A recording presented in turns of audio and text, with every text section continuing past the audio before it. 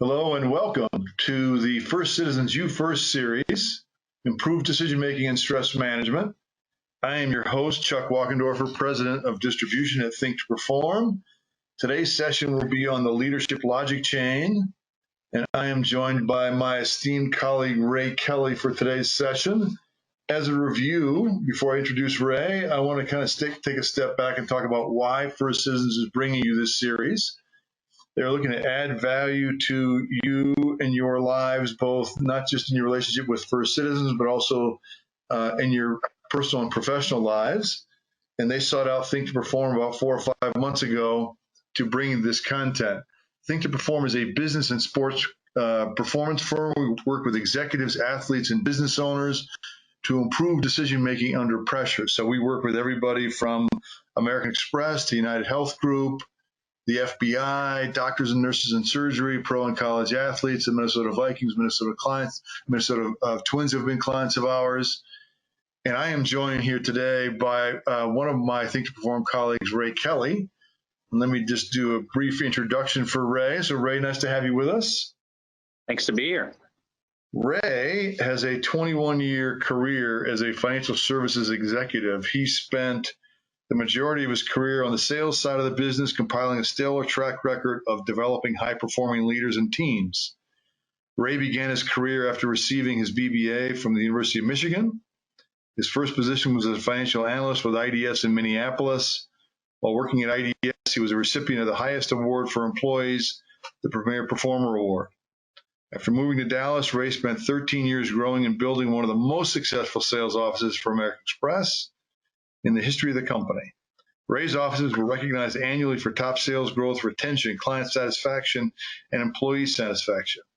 His focus on creating a leader for culture allowed his group to influence the larger national organization on nearly all major initiatives and created the opportunity for over a dozen of his leaders to be promoted to other positions across the company. Ray has a passion for helping people reach their potential and shaping cultures in which they live. He offers executive coaching and mentoring to leaders of all levels and conducts proven breakthrough leadership development training. He's a sought-after national public speaker with exceptional ability to move people from complacency to laughter, to tears, to action, some of which we will do here today. Ray and his wife, Amy, live in Minneapolis, Minnesota, and have 4 children. Welcome, Ray, to the First Citizens You First series. Thank you, Chuck. I was kind of reminiscing here as you go through that bio. You and I go back almost 30 years, and one of the neatest things about our relationship and knowing each other is our 2 oldest sons are born just a couple of weeks apart, and they're both named Ryan. So I was kind of thinking of that as you were describing our intro. So thanks for the intro, and thanks for having me on. Pleasure to have you here with us. You know, we're talking to First Citizens clients and customers here today, not all of whom are leaders, right? And our topic today is the leadership logic chain. So why would this topic around leadership, and I notice leadership is all throughout your bio. I mean, you were both an outstanding leader yourself, you developed other leaders, but if I'm not a leader, why do I care about this topic? Why do I care about this session? Great question, Chuck. And actually a question that's been asked of me hundreds of times by people in organizations that I've led. And my perception is this is whether you have direct reports, whether you're a leader in the family, whether you're a solo contributor, we're all leaders. And let me explain why. I'm going to ask you a couple questions, and the people that who are listening, playing at home, can answer these questions out loud to themselves here. But the first question I have for you, and these are questions I've been asking people for the last couple decades, would you agree at least some of what you do is observable? Would you agree at least some of what you do is observable? Absolutely. Okay. Would you agree at least some of what you observe influences you? Definitely. Yeah. Leadership is all about influence. If you answer both of those questions in the affirmative, which nearly everyone does, at least some of what we do is observable, and some of what we observe influences us, you have to take the assumption of that you're both a leader and follower nearly all of the time. because it's all about influence. Regardless of my title, I'm still Regardless of title, role, you got it. Influencing other people. You got it. So this is the leadership logic chain that we're going to talk about. Applies to everyone. It'll make you more effective. It'll allow you to have more effective relationships with, whether you're in certain situations you're a follower, in other situations you're a leader, you'll have a more effective relationship. And that's what we're going to talk about today. Well, and your questions reminded me too that sometimes some of the most influential leaders are not the ones with the titles. Right? They're just people who have had a significant impact on our lives because of the lives they've led and because of their interest in us. And so I think your point is relevant, that we're all leaders and we all have a responsibility, I think, to be mindful of those that we're influencing. Absolutely. And I'll give the most extreme example. A brand new baby is born. And it's back to observing a baby. Does it ever influence your behavior, Chuck? Of course.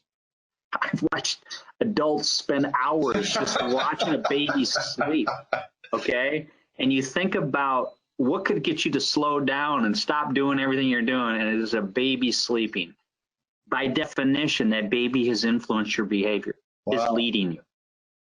And it's back to how often we're led by unintended things.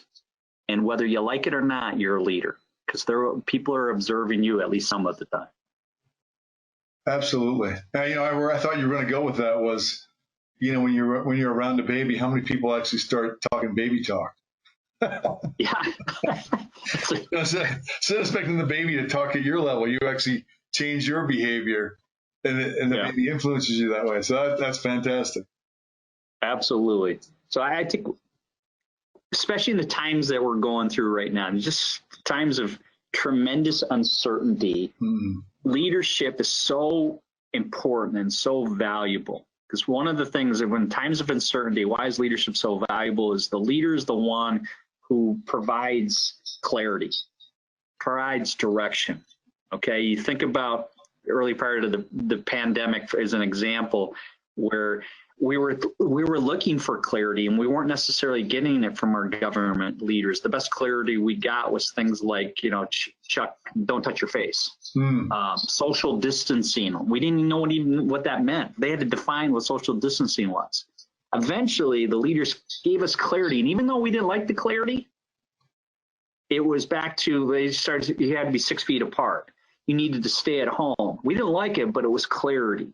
In times of uncertainty, leadership is real important because of that clarity, the ability to show empathy for someone, to understand that they may feel a certain way.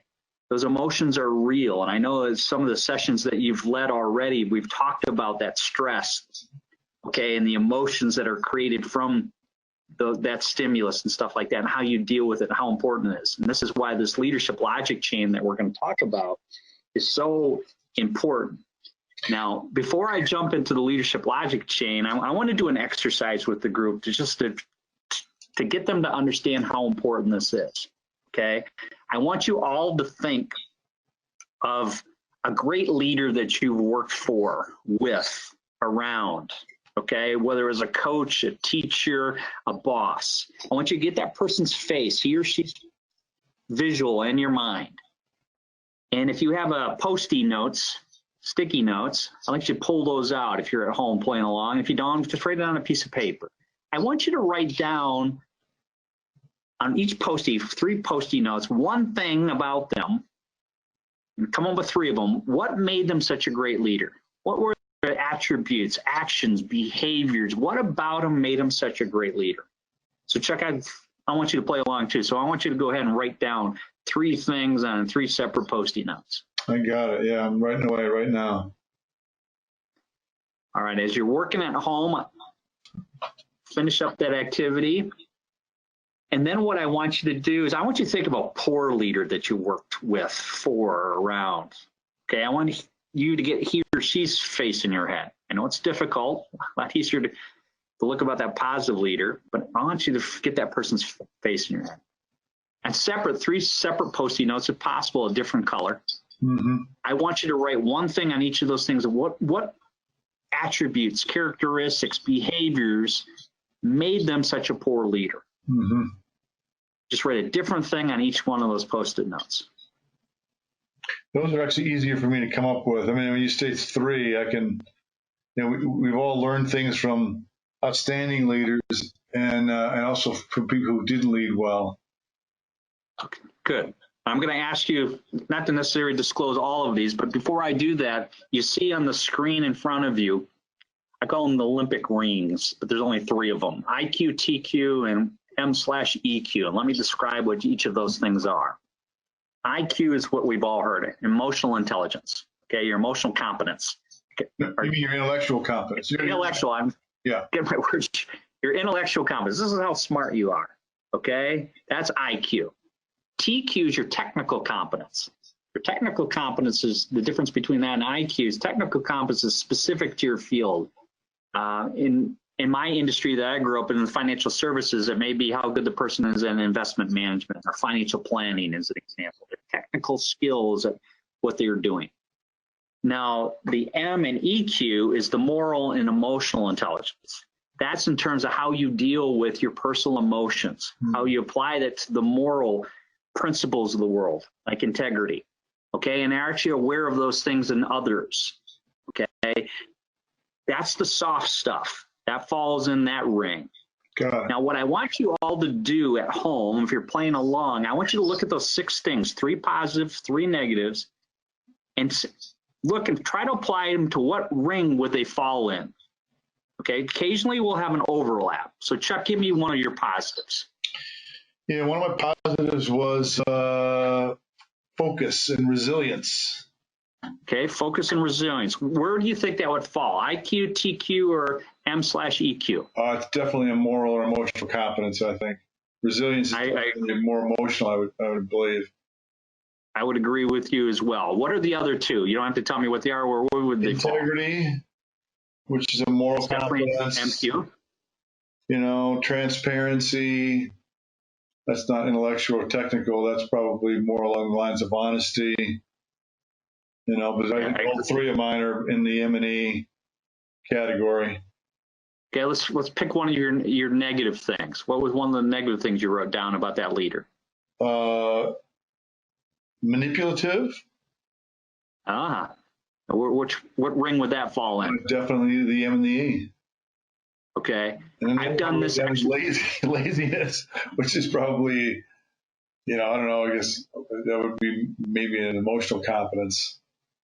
Yeah, maybe lazy. Yeah, probably emotional. Mm-hmm. Yeah, behavioral thing. Mm-hmm. I've done this exercise with dozens of groups. And what the next slide is going to show you is where it usually ends up looking. Mm-hmm. Almost all of them look like this. The vast majority of the things that differentiate a good leader from a great leader, a good leader from a poor leader, and definitely a poor leader from a great leader, doesn't matter, good or bad, they fall in the MEQ stuff. This soft stuff matters. That's my point to you. I've had a lot of people say, and being skilled, our technical competence. I mean, our threshold competencies means I got to be smart and I got to be skilled to get in the game. But the differentiators, what I hear you saying, Ray, the differentiators are moral, emotional. You got it. And which leads to the quote from Warren Bennis. He's a much more famous management consultant than I am. Warren's written many books, but he says emotional intelligence, more than any other factor, more than IQ or expertise, accounts for 85 to 90% of success at work. IQ, to your point, Chuck, is a threshold competence. You need it, but it doesn't make you a star. Emotional intelligence can. Doesn't guarantee it. And that's my point of going through this exercise. When we start talking about the leadership logic chain, it sounds really simple, but it's a differentiating competency. And in our future, in our series, we're going to talk about some things that we're going to help you become better at the things that lead to being a star in terms of as a leader. So we'll go to the leadership logic chain, if we could, at the next slide. And that starts with, I think about Think2Perform. It's based on a couple base questions. And one of the questions that we ask ourselves all the time is, why do people do what they do? Okay, why do people do what they do with their money? Why do leaders do what they do when they're leading people? An effective leadership and effective relationship with people and money, they're kind of connected, goes back to making effective self-management in terms of what we do. Okay, one of the things that I've realized over time, and the studies have shown, is we judge ourselves as a leader based on our intentions. Other people, the follower, judges you based on their actions and your results. Okay, so effective self-management leads to better relationships with people in terms of how you manage yourself. But in terms of your actions and behaviors, that's based on you making good decisions. So effective self-management is all about aligning our decision-making with our behaviors, our actions. But studies have also showed that the people who make the most consistent, the best decisions, reflect on their values.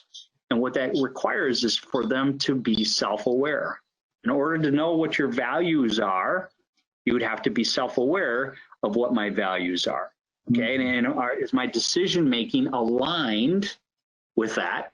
And then my behaviors aligned. I spent the majority of my career, Chuck, and this sounds sacrilegious for a lot of leaders, especially sales leaders. I didn't focus on results. What I focused on was how people thought. First and foremost, how I thought, because I knew how I thought led to how I acted, and how I acted led to the results that I received. Okay, and I was always challenging the way I thought and helping the people I led. If they didn't like the result they were getting, let's get back to how you think.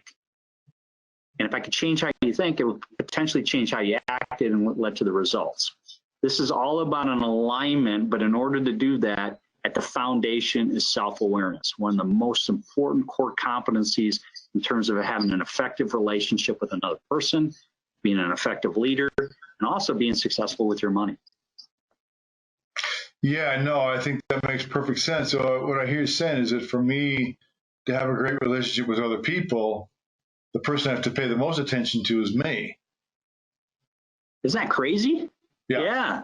It's about you because they're judging you, again, based on your behaviors and actions. We judge ourselves based on our intention. And I'll give you an example.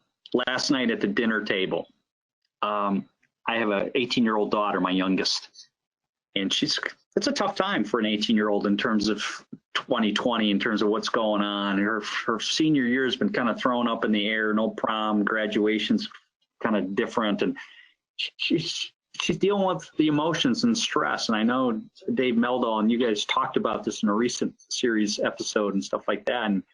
And she said something to the dinner table, and I thought it was a time to be a good leader, a good parent in this situation. And it didn't go well, Chuck. I won't go through all of it with you. I know you have a couple daughters and a son, so you know my intention didn't work out the way that I wanted it to. She got up from the dinner table and left and went downstairs. But because I was self-aware, I was just like, that was not the way I expected this to occur. I was hoping for a learning moment, an opportunity here.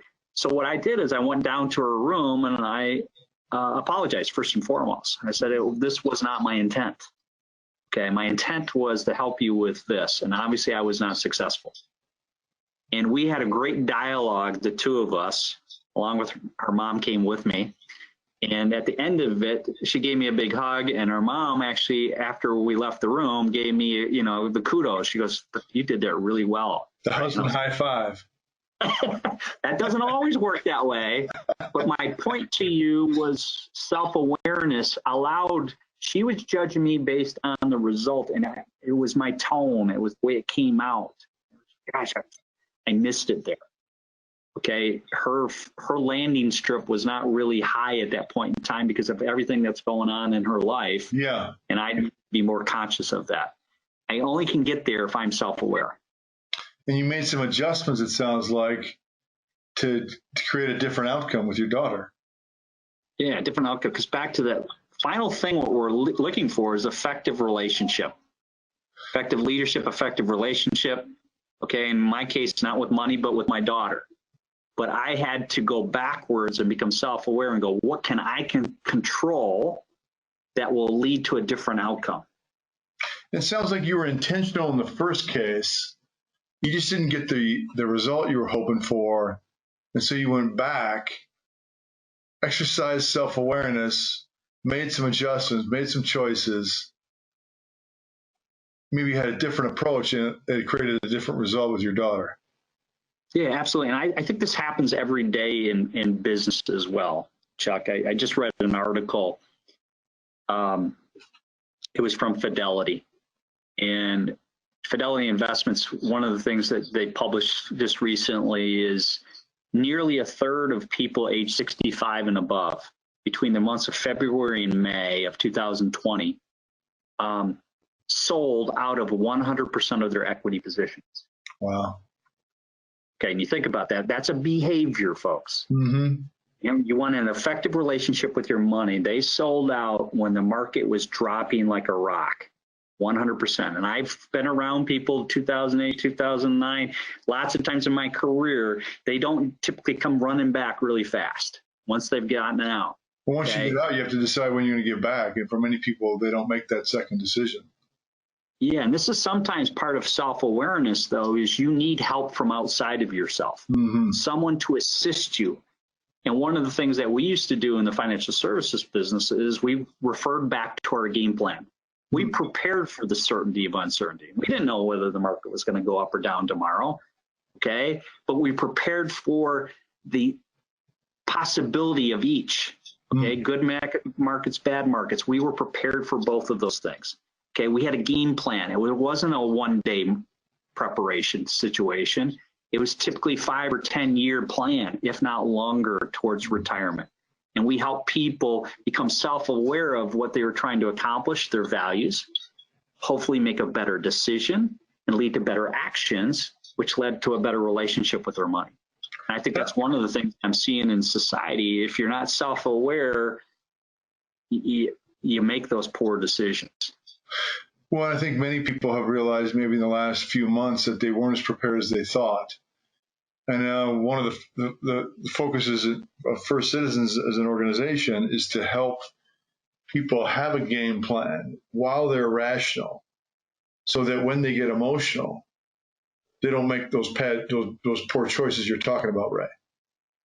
Absolutely. And I used to call that submarine theory, Chuck. Submarine theory. My uncle was in the Navy, and he was on a submarine for a couple of years. And one of the things he talked about was when the submarine was in dry dock, when they were painting it, doing the repairs and stuff like that, he said that's when we did the majority of our drills. We drilled when the pressure was not on. When we're 1,000 feet underneath the water, you better have done the drill many, many times, because mistakes have consequences, big time consequences. And it's the same thing in terms of having a game plan and a financial plan where we are actually preparing for a drop in the market 20%, up in the market 20%. What are we going to do? What is the drill? And again, in order to do that, you need to be self-aware of what you're trying to accomplish in your values. It allows to a more effective decision-making and allows your behavior to be more aligned with those things, which leads to the effective relationship with your money, or leadership doing the same thing in terms of let's prepare for the what ifs if something bad happens. Let's prepare for the what ifs if something really great happens. Let's prepare for it when we're in dry dock. The dry dock, I guess the comparison would be when we're rational, not when we're stressed out and emotional, not when we're 1,000 feet under the ocean. We want to have that game plan when we're able to think clearly and make good choices. And I know that's a focus of the First Citizens Wealth Management organizations, to make sure that clients have a solid game plan in place so that no matter what happens, they're prepared. Yeah, and I think one of the things about this whole series, I've seen the curriculum, Chuck, as you know, several of the sessions are all about giving you tools to help you become better at this, okay? Live more in alignment more often. Okay, from the freeze game, helps you become self-aware. 3-bucket theory, which you're going to be talking about next week. 3-bucket theory is all about focusing on what you can control versus not focusing on things that you have no control or influence on. Okay, and it's things like that that are going to make you more successful and have more effective relationships, more effective leadership of others, and also more effective a chance of achieving your financial goals and dreams. And I think First Citizens understands that and putting the tools in your hands to make that happen. And that's what you're going to see throughout the series. It's simple, but not necessarily easy. Okay, because here's the thing about self-awareness, Chuck. You and I kind of laugh about this at times. The thing about self-awareness is when you're not self-aware, you have no idea you're not self-aware. Right. Right. They have no clue that they're not self-aware. So if I wasn't self-aware, I would not have been aware of that. That discussion with my daughter didn't go very well last night. I need to go give it another try. Okay. If I was not self-aware, I would have said, that was her problem. She doesn't get it. All these different things, the problem's out there. One of the things I learned a long time ago is personal responsibility. Is I look at the solution to most of my problems looks at me in the mirror every morning. Okay. I'm going to take control of that. That takes self-awareness. Absolutely. Well, and I know just a kind of a refresher reminder for those of us who the audience have listened to the first two sessions, emotions tend to sacrifice accuracy for speed.